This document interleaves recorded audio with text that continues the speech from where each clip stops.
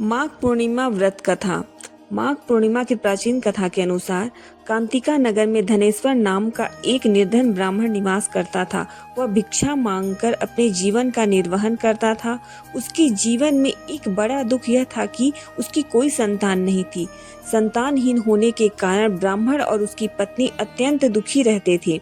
एक दिन ब्राह्मण की पत्नी नगर में भिक्षा मांगने निकली, लेकिन लोगों ने उसे संतानहीन होने के कारण ताने दिए और भिक्षा देने से इनकार कर दिया। इस अपमान और पीड़ा से वह अत्यंत व्यथित हो गई।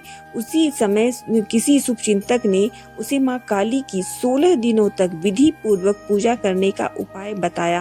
ब्राह्मण दंपत्ति ने श्रद्धा पूर्वक नियम और संयम के साथ लगातार 16 दिनों तक मां काली की आराधना की। उनकी कठोर साधना से प्रसन्न होकर 16वें दिन माता काली ने उसे दर्शन दिए और ब्राह्मण को संतान प्राप्ति का वरदान दिया। साथ ही माता ने यह भी कहा कि तुम पूर्णिमा के दिन एक दीपक जलाओ और प्रत्येक पूर्णिमा पर दीपकों की संख्या बढ़ाते जाना, जब तक कि कम से कम 32 दीपक न हो जाएं। इसके साथ ही माता ने दोनों को जीवन भर पूर्णिमा का व्रत रखने का भी आदेश दिया। माता के आदेशानुसार ब्राह्मण दंपत्ति ने पूर्णिमा व्रत रखना प्रारंभ किया और हर पूर्णिमा को दीपक जलाने लगे।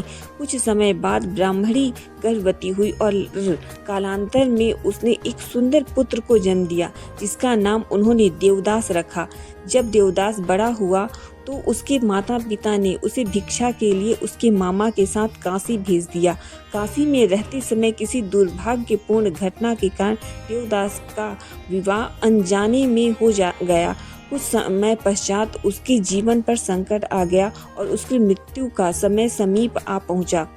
उसी समय उसके माता पिता ने संतान प्राप्ति के कारण पूर्णिमा का व्रत रखा हुआ था और माता काली की कृपा उसके साथ थी। पूर्णिमा व्रत और माता की कृपा के प्रभाव से काल भी देवदास का कुछ न बिगाड़ सका और उसे जीवन दान प्राप्त हुआ। ऐसा माना जाता है कि तभी से माघ पूर्णिमा के दिन व्रत रखने की महिमा प्रचलित हुई। जो व्यक्ति श्रद्धा और विश्वास के साथ पूर्णिमा व्रत करता है, उसके सभी संकटों से मुक्ति मिलती है और उसकी सभी मनोकामनाएं पूर्ण होती हैं। अगर आपको यह कथा अच्छी लगी हो तो प्लीज़ चैनल को लाइक कीजिए, सब्सक्राइब कीजिए।